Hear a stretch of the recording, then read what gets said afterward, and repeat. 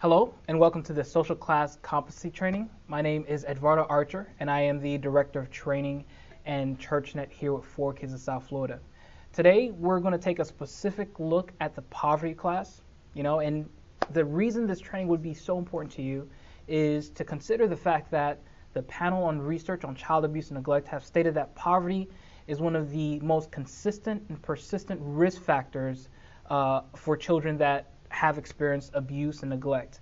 Not that poverty causes abuse and neglect, but the truth is physical abuse and neglect are most common amongst the poorest family.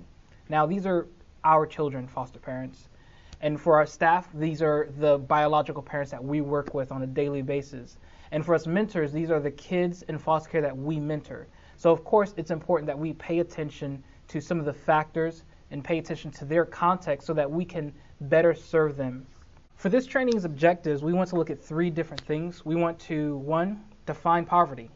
We're going to spend some time really looking into things like what causes poverty and how we should define poverty holistically. We're going to be looking at social class rules. What are the specific rules inside of a social class that governs the way that one thinks and governs the way that one would act? And lastly, we're going to be looking at practical tools for parents, for partners, and for mentors. How can we, or how can this training empower you to know what to do and not to do, to know how to build lasting relationships so that you can see change? One of the key things, and I think this is a great lead into our next part, which is the biblical framework of why we do what we do and why we work with this group with the heart that we do. Let's look at a quote from Tim Keller in his book, Generous Justice. He states, "In Christ we receive grace, unmerited favor. Nevertheless, in the mind of the Old Testament prophets, as well as the teachings of Jesus, an encounter with grace inevitably leads to a life of justice." I think a great example of this is the story of Zacchaeus, a tax collector, in Luke chapter 9, verses 1 through 10. Jesus entered Jericho and was passing through. A man was there by the name of Zacchaeus. He was a chief tax collector and was wealthy. He wanted to see who Jesus was, but because he was short, he could not see over the crowd. So he ran ahead and climbed a sycamore fig tree to see him, since Jesus was coming that way. When Jesus reached the spot, he looked up and said, "Zacchaeus, come down immediately. I must stay at your house today." So he came down at once and welcomed him gladly. All the people saw this and began to mutter, "He has gone to be the guest of a sinner."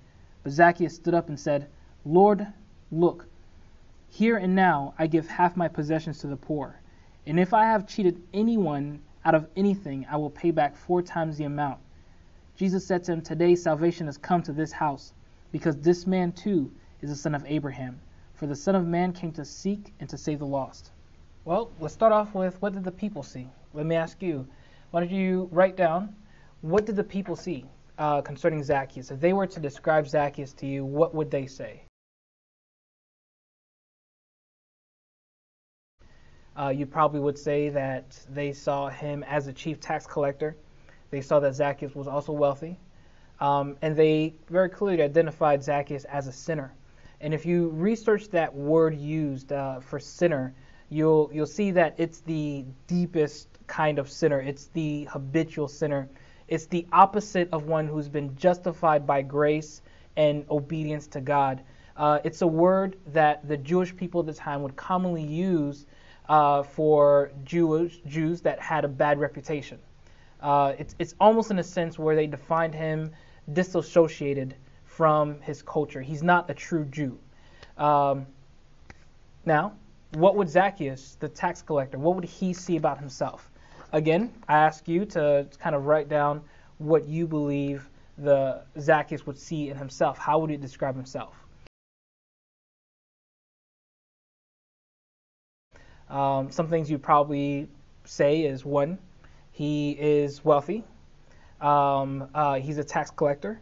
Also, Zacchaeus has a short status. He's a short man. And it was clear that he knew he was short, which is the reason why he would climb the tree to see Jesus.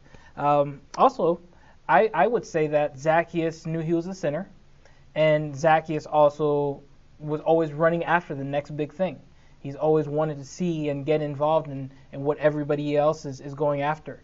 Um, and so lastly, let's look at what would happen and how did Jesus perceive Zacchaeus.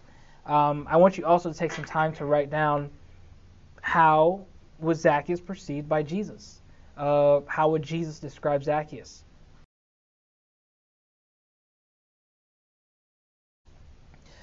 Some of the things that you would probably identify is that Jesus would see Zacchaeus as a host. He would see him as a friend, a catalyst for salvation. Also, it was clear that Jesus saw Zacchaeus as a true son of Abraham. At the end of the story, you get a sense that something really big has changed inside of Zacchaeus' heart. I'd like to contrast two different physical positions that Zacchaeus takes in this story. One, Zacchaeus climbs up a tree to see Jesus, and the second being Zacchaeus stands up and begins declaring things.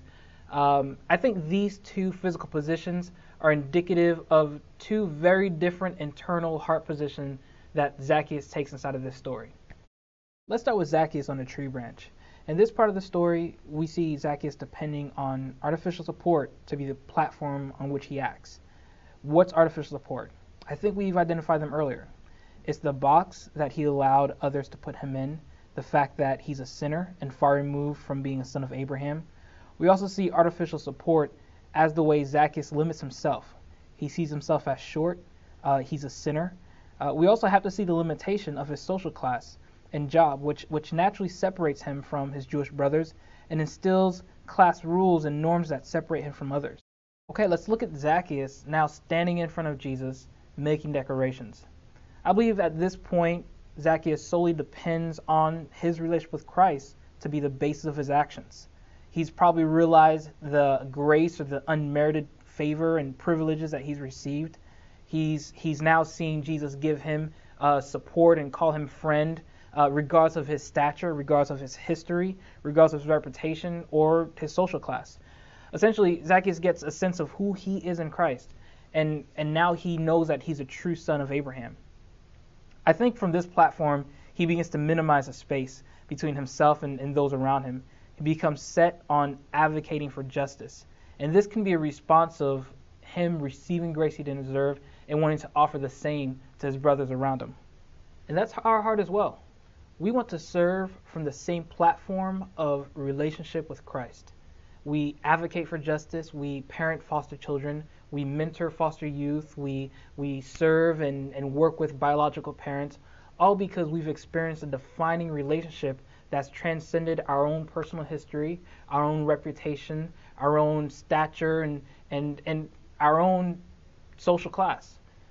It's important to us that we offer the same unconditional support that Jesus shows us. I need to emphasize that for us, an artificial definer would be to serve these families out of a sense of guilt, or to serve these families out of a sense of the fact that I come from privilege and I have established and achieved a certain amount of success in my own life, and it's time for me to give back.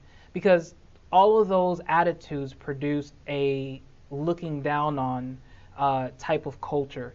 And as soon as any family poverty gets a sense that you're looking down on them, you've destroyed the relationship. So we have to remain aware and conscious that we don't serve based out of those mindsets.